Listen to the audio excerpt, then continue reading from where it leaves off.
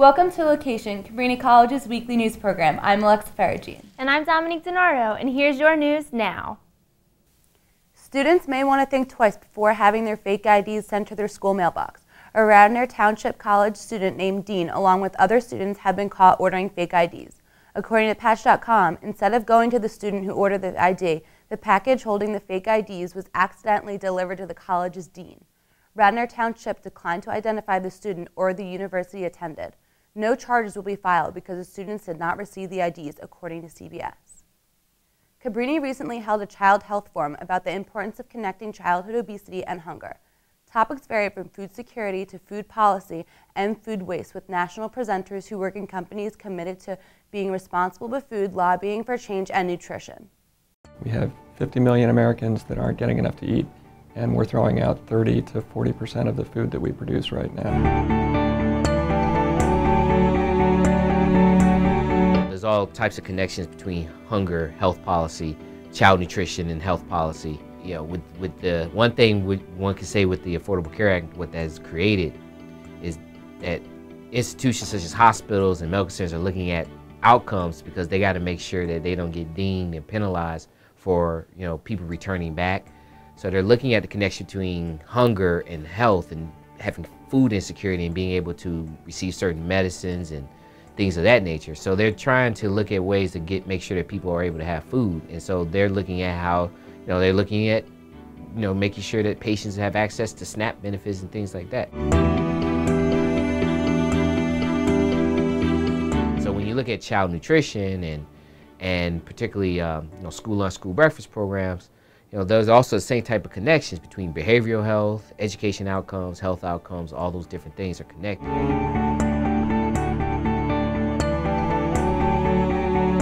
Waste is not something that is there yet. It's not a mainstream issue in this country, and I think it you know, due to all of those issues, it needs to be.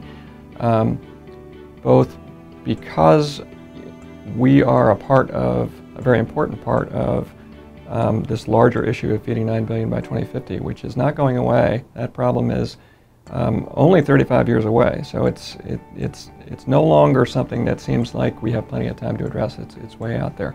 It's not way out there. We need to get on that. The conversation surrounding food security will be continued at Cabrini in the spring with service trips and courses. Cabrini College Cap Board spring formal tickets are now on sale. It's scheduled for Friday, March 13th in the Mansion. Limited beer and wine will be available to students with their ID. Be sure to get your tickets in the sale office for $10. Admission for non-Cabrini students is $15. It's sure to be an Alice in Wonderland spring experience. The New England-based chain restaurant Not Your Average Joe's is making its way to Pennsylvania. With 30-foot-high ceilings, this restaurant will have 2 floors and bars with seating for around 200 people. Mainline Media News reported that the new restaurant will have a theme of creative menus in a casual but elegant setting. Restaurant Week is a week that started in New York in 1992 in order to boost the Democratic National Convention. Restaurants held specials during this week so that people could afford to try new dishes.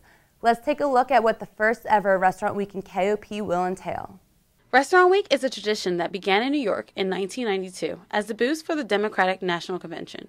The idea was to offer specials on foods during this special week so that people could afford to try new and exciting dining experiences as they attended the convention. Restaurant Week will be making an appearance for the first time ever in King of Prussia from March 2nd to March 8th.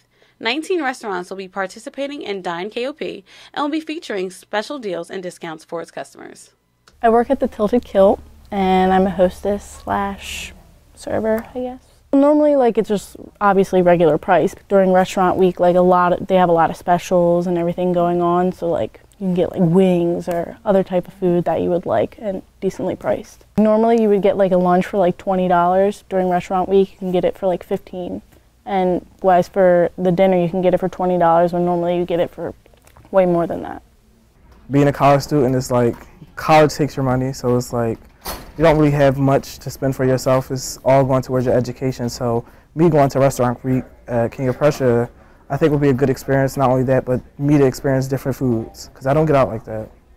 I think it's really cool actually, because you can get like a lot of discounts on food that you normally wouldn't like have discounts on, so you can get a lot more for what you're paying for. It's good advertising because you have more people coming in to your restaurant to buy more food, because it's decently priced than it like off what it normally would be. This week I'm going to go with my family to restaurant week because it's spring break and I have time off and I don't get to see them a lot. I'm actually looking forward to go to California Pizza Kitchen House. I've heard about this was like a 5 mushroom cheese pizza. It's like with no sauce, it's just a white pizza. And I really want to try it because it has like 4 different cheeses and like 5 different mushrooms. So I look forward to going there. If I went to Maggiano's, they have this new Italian seafood dish. I've heard it's really good, but I'm not sure. I haven't tried it for myself yet. So I'm looking forward to do different experiences while I'm there. Be sure to check out the link below for a list of participating restaurants. And that was your trip around the block. Let's check in with Howard Blake to see what's new in sports. The Philadelphia 76ers made moves before the trade deadline. They acquired 2 first-round picks, a second-round pick, and claimed Thomas Robinson off waivers. But it came at a hefty price. They traded their reigning Rookie of the Year, Michael Carter-Williams, to the Milwaukee Bucks and rookie standout KJ McDaniels to the Houston Rockets. Sad to see MCW go, but best of luck to him and KJ in the future. And there's big news swirling from the Philadelphia Eagles. It's been reported that the Eagles are the front runners in landing Seattle Seahawks cornerback Byron Maxwell during free agency. Maxwell will be the best corner available, and for a secondary that struggled for the entire season, his size and good coverage skills will be a huge upgrade. Now let's check in with Jason to see what's new with the men's basketball team. Thanks, Howard. Once again, I'm Jason Williams, here with your Cabrini men's basketball update. The Cabrini men's basketball team got their 8th consecutive win over Gwynedd Mercer University. 109-101 was the final score. The Cavs were led by the efforts of senior guard Aaron Walton-Moss. Walton-Moss tallied 18 points, 13 rebounds, and 13 assists, with 7 steals. Walton-Moss, with the stats, became the all-time leading scorer in Cabrini history, passing 96 guard Billy Carr. Walton-Moss now has 1,605 points on his career, and the Cavs are moving on to the CSAC final against Newman University, February 27th. The game is set to tip off at 7 p.m. That's your Cabrini men's basketball update. Let's send it back to Howard for the rest of sports. The men's lacrosse team dominated in their home opener, beating Haverford College 16-5.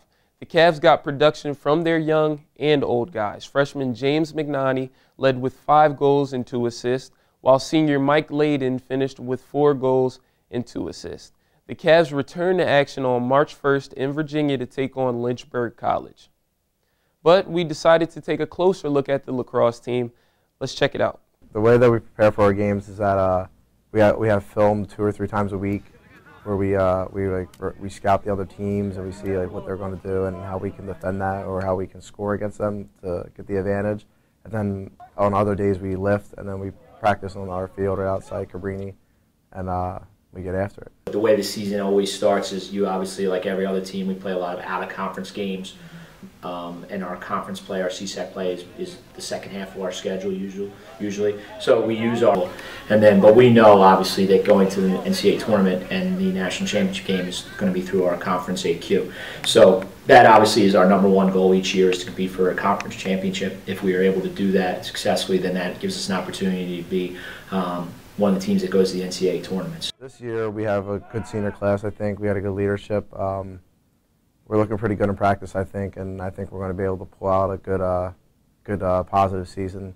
We just got to keep up the hard work and preparation. We're standing around like the minis go up and down the field and then throw the ball around. All right? We got to work on our sub game. We got to track minis on. Lynchburg was going to say. Yeah.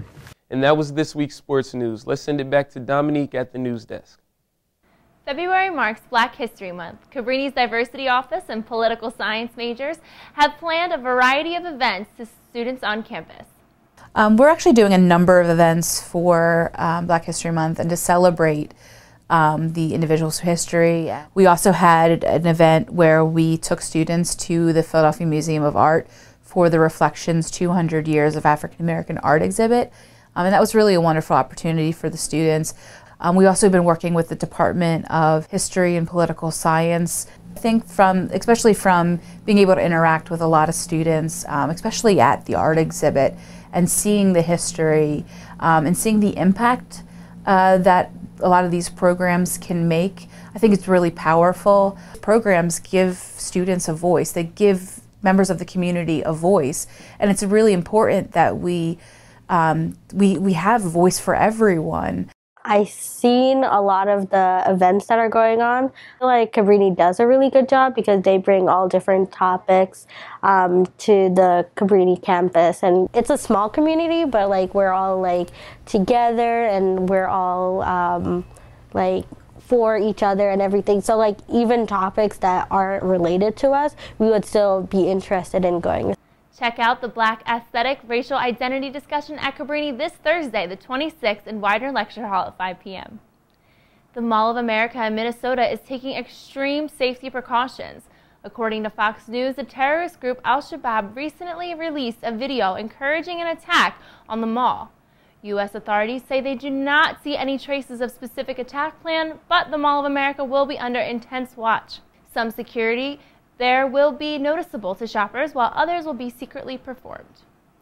Walmart has released a statement saying by April they will be raising its wages to $9 an hour for employees. According to the New York Times, the largest private employer has been under criticism for its low wages. Walmart's plan initially is to raise wages to about $9 an hour. However, by next February, wages should reach about $10 an hour. Immigrants were disappointed by the judicial setback of President Obama's immigration plans. Thousands of immigrants were just about to apply for citizenship when, with only 1 day left, there was an immediate halt placed on the motion. According to the New York Times, 25 states challenged Obama's new immigrant actions with arguments of huge burdens placed on the states. Kim Jong-un's new hairstyle has sparked conversations across the globe. According to CNN, the new do is supposedly bringing a different style of leadership from the North Korean leader. After a plan of resolution was put in effect for his most recent meeting about starting a campaign against abused power, social media gurus can't help but think it's due to the new haircut. And that was this week's Big Issue. Let's check in with Morgan Williams for your entertainment update. Beyonce looks good in everything, let's be honest. She can do no wrong. This past week, she decided to step all the way out with an unbuttoned button-up top that was tied around her waist, revealing lots of skin and her side breasts, while on date with hubby Jay-Z. It shocked us all, but she has blessed our eyes, so let's be thankful because she looks good doing it. Is it true that Chris Brown is not allowed in Canada? Yes, it is. His Between the Sheets tour with singer Trey Songz and rapper Tyga has sold out in Canada, and those fans will not get to enjoy the concert as they thought they would be. The fans are blaming rapper Drake for this issue since he is from Toronto, Canada, and almost everyone knows the old beef between Chris Brown and Drake. Officials say that Brown will be able to return at a later date if he applies to do so. How awesome do you have to be to get a drink from Starbucks named after you? Clearly, you need to be as awesome as Ariana Grande. Starbucks releases a new cappuccino drink, and it's called Ariana Grande. It contains cotton candy, frappuccino base, mocha syrup, mocha chips, whipped cream, and a caramel drizzle. It sounds like a very sweet drink to me, as Miss Grande is a very sweet artist. Well, that was your entertainment update, and let's head over to the news desk. Morgan, did you get the chance to taste Ariana Grande's new drink yet? No, I did not, but I heard it tastes really good. It's from Starbucks, right? Yeah. Are you Starbucks or Dunkin' guy? I'm a Dunkin' guy. I love Dunkin's breakfast food, so that's what I go with. Yeah, they're really good. But that's all we have for you this week on Location News. Make sure you stay up to date with us on social media. Simply search Location News. Now let's see what's coming up next week on Location News. Have a great week, Cabrini. Next time on Location News. We take a look at why some students decide to give up their spring break for immersion trips. Then we see why SEAL sells $4 train tickets once a month to the Cabrini community. Followed by an interview with the work-study students.